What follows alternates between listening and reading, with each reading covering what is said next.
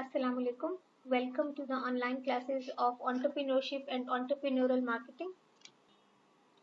We have been studying the topic of sustaining entrepreneurship in these subjects. और sustaining entrepreneurship में last lecture में हम लोगों ने एक पर्सनल मॉडल, बिजनेस का पर्सनल entrepreneurial मॉडल किस तरह से डेवलप किया जा सकता है और हर बिजनेस का पर्सनल entrepreneurial मॉडल दूसरे बिजनेस से डिफरेंट होता है और कौन सी कैरेक्टरिस्टिक्स हैं, 8 कैरेक्टरिस्टिक्स हैं जो कि इफेक्ट करते हैं आपके पर्सनल बिजनेस मॉडल को, कौन सी 10 कमांडमेंट्स हैं जो कि इफेक्ट करती हैं आपके पर्सनल बिजनेस मॉडल को। इसी तरह की काफ़ी सारी चीज़ें जो हमने लास्ट लेक्चर में डिस्कस की थी, कौन सी एजम्पशंस हैं जो कि ऑर्गेनाइजेशन को जहन में रखनी चाहिए ताकि एंटरप्रेन्योरशिप को सस्टेन किया जा सके, लॉन्ग टर्म एंटरप्रेन्योरल एक्टिविटीज़ को ऑर्गेनाइजेशन अपने अंदर सस्टेन कर सके, चला सकें। तो फर्दर इसी चैप्टर को आज हम कंटिन्यू करते हैं, देखते हैं कि और मज़ीद इस चैप्टर में हमारी लर्निंग के लिए क्या मौजूद है। Other vehicles for sustaining entrepreneurship, और कौन कौन सी चीज़ें हैं जिससे हम ऑर्गेनाइजेशन में एंटरप्रेन्योरशिप को एक लॉन्ग टर्म तक जो है वो सस्टेन कर सकते हैं या एक काफ़ी अरसे तक उसकी अर्जेंसी क्रिएट करके रख सकते हैं या उसको एक हाइप पे रख सकते हैं। तो इसको कहा, इससे कौन सी और जो हैं वो टेक्निक्स हैं जिनसे यूज़ किया जा सकता है ये चीज़ sustaining of entrepreneurship. First one is research and experimentation. Research means कि कौन सी प्रॉब्लम्स आ रही हैं, क्या लूप होल्स हैं और उन लूप होल्स को किस तरह से फिल किया जा सकता है। और experimentation, continuous improvement of your current products and services. तो इसको कहा जाता है रिसर्च एंड एक्सपेरिमेंटेशन। तो रिसर्च एंड एक्सपेरिमेंटेशन भी दो तरीके से की जा सकती है। Backward marketing research, backward marketing research में होता है कि जहाँ पे आपका प्रीवियस प्रोसेस या प्रीवियस जो प्रोडक्ट है वो एंड हुआ या उसका जो लाइफ साइकिल है वो एंड हुआ, या जहाँ पे आपका प्रोडक्ट का लाइफ साइकिल मैच्योर हो गया या एक न्यू वेंचर जिस भी प्रोडक्ट पे आपका जिस भी पॉइंट पे एंड हुआ वहीं से आप एंड से बैकवर्ड जो है वो स्टेप 1 पे जाए और सारी देखें कि पूरा रिव्यू करें या रिकैप करें अपने प्रोजेक्ट को, एक एंटरप्रेन्योरल प्रोजेक्ट को, कि उसके अंदर क्या क्या प्रॉब्लम्स आई थी, किस प्रॉब्लम को जो है आपने किस तरह से हैंडल किया, किस तरीके से इसको बेटर हैंडलिंग इसकी हो सकती थी, और सारी चीज़ें जो है बैकवर्ड तरीके से फिनिश से लेके एंड तक जो है पूरी फिल्म को जो आप दोबारा से रिवाइंड करें तो आपको बहुत सारे लेसन जो है वो लर्न करने को मिलेंगे जो कि आपने उस पॉइंट ऑफ टाइम पे, करंट पॉइंट ऑफ टाइम पे लर्न नहीं किए थे। To design usable research is to start with the process usually ends and then work backwards. एक यूजेबल रिसर्च को बनाने के लिए या एक यूजेबल रिसर्च जो कि जिससे लोग, आने वाले लोग फायदा हासिल कर सके, उसके लिए ये तरीका है कि जहाँ पे प्रोसेस एंड हुआ था वहां से बैकवर्ड स्टार्ट करें और वहीं से उसको जो है आप बैकवर्ड चलाना शुरू करें। Lead user research, lead users are sophisticated product service consumers who are facing and dealing with the needs that are ahead of the bulk of marketplace.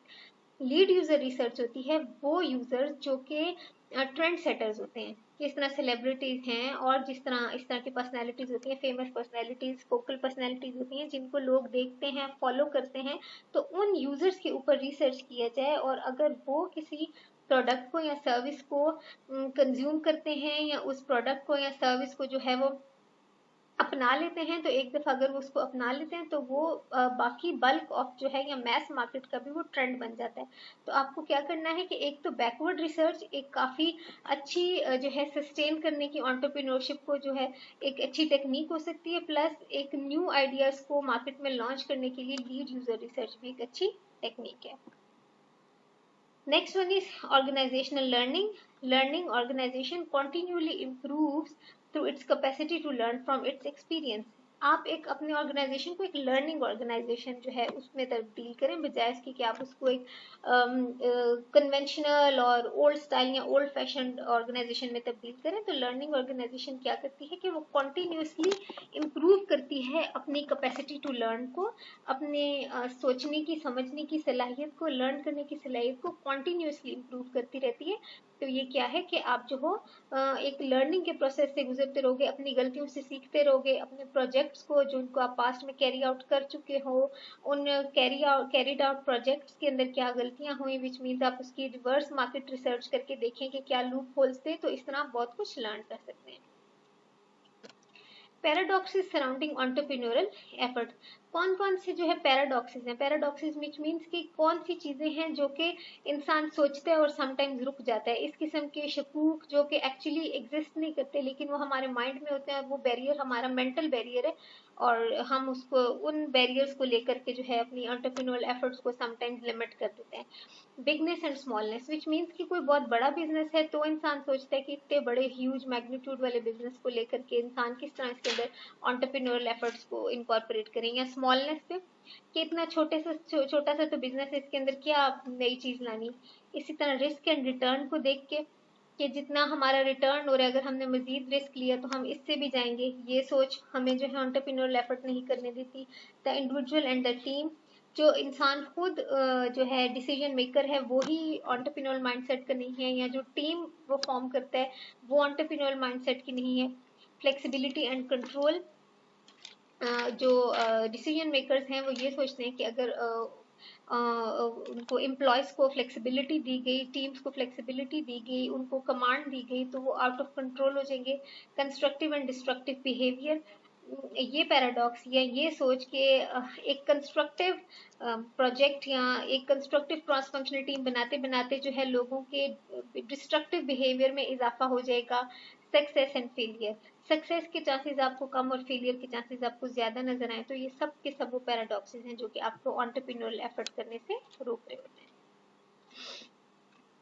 Domains, creating wealth through entrepreneurial and strategic actions, 6 domains which means के 6 areas के अंदर आप क्या कर सकते हो, आप wealth को और स्ट्रेटेजिक वेल्थ क्रिएट कर सकते हैं और स्ट्रेटेजिक एक्शंस ले सकते हो। 6 डोमेन्स हैं विच मीन्स के मॉडर्न मार्केट में आप 6 वो डायमेंशंस हैं, 6 वो डोमेन्स हैं जिसके अंदर आप इनोवेशन कर सकते हैं या एंटरप्रेन्योरल एफर्ट्स कर सकते हैं। इनोवेशन विच मीन्स कि आप न्यूनेस क्रिएट करें अपनी प्रोडक्ट में या कोई पुराने ट्रेंड से हट के कुछ नई चीज लेके आए। नेटवर्किंग, अक्रॉस द वर्ल्ड लोगों को कनेक्ट करें। ग्लोबलाइजेशन, अपनी प्रोडक्ट को लोकली सिर्फ कन्फाइन करके ना रखें बल्कि उसको ग्लोबलाइज करें, अपने बिजनेस को ग्लोबलाइज करें। वेबसाइट्स हैं, इंटरनेट है, कोरियर सर्विसेज हैं, so you have no reason to stay local any more. Learning, आप जो है लर्निंग जिसमें ऑनलाइन क्लासेस हैं, ऑनलाइन कोर्सेज हैं। देखें कितने जो लीड की यूनिवर्सिटीज़ हैं वर्ल्ड की, जिस तरह हार्वर्ड है या इस तरह जो बड़ी यूनिवर्सिटीज़ हैं, वो ऑनलाइन लर्निंग के डोमेन में भी कितनी जो है वो एंटरप्रेन्योरल एक्शन ले रहे हैं।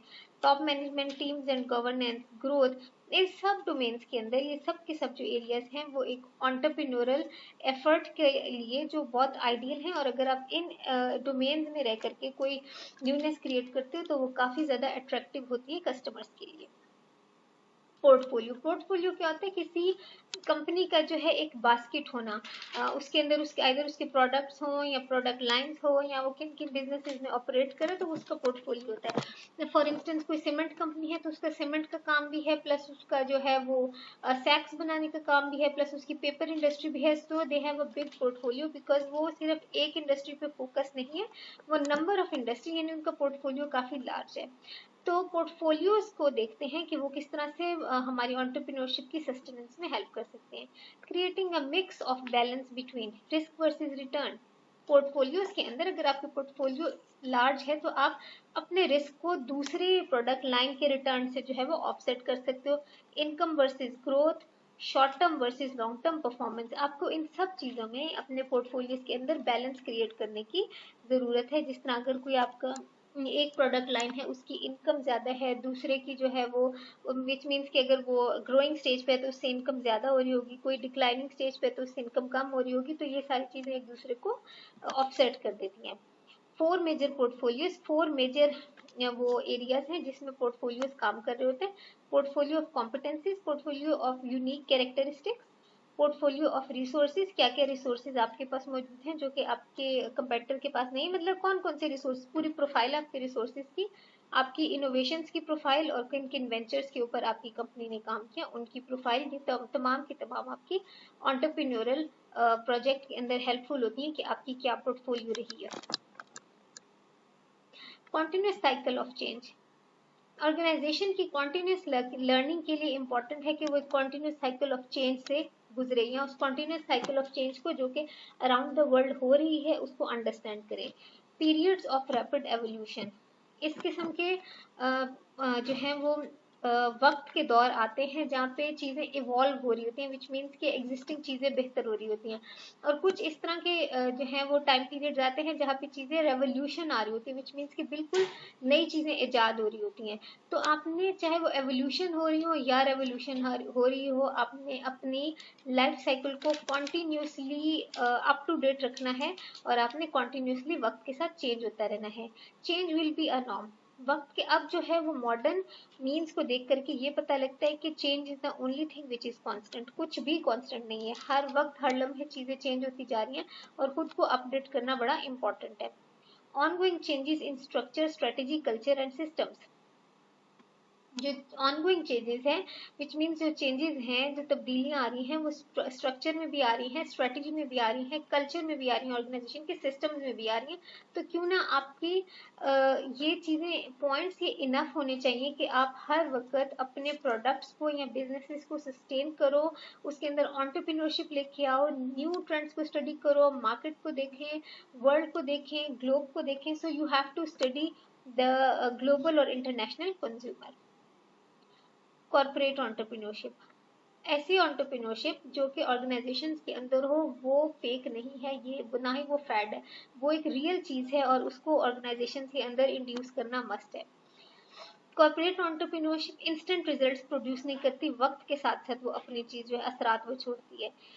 रिक्वायर्स टाइम एंड इन्वेस्टमेंट, जब आप एक बड़ी ऑर्गेनाइजेशन के अंदर या बेशक मीडियम साइज या स्मॉल स्केल ऑर्गेनाइजेशन के अंदर भी कोई न्यू चीज इंप्लीमेंट करते हैं तो क्या है कि वो टाइम भी मांगती है प्लस इन्वेस्टमेंट मांगती है, क्योंकि बहुत सारे लोगों का अपने माइंड चेंज करना, ट्रेंड चेंज करना है, उनकी ट्रेनिंग करनी है, मस्ट बी कॉन्टिन्यूअली री। आप एक दफा अपने एम्प्लॉयज को कोई बात कह के वो न्यू मेथड्स को जो है अडॉप्ट करें, आप उसको छोड़ नहीं सकते। You have to continuously remind them and री देम कि उनको कोई काम जो है बार बार आपने दोहराना है कि उनको वो चीज़ करनी है। बिल्ड द प्रोफाइल, और ये सारी चीज़ें जो हैं जिसमें इंस्टेंट आप इन्वेस्टमेंट किया, आपने टाइम दिया, कॉन्टिन्यूस री की, और अगर इसके रिजल्ट में आपकी ऑर्गेनाइजेशन बेहतरी की तरफ जाती है तो क्या होता है कि आपकी प्रोफाइल बिल्डअप होती है।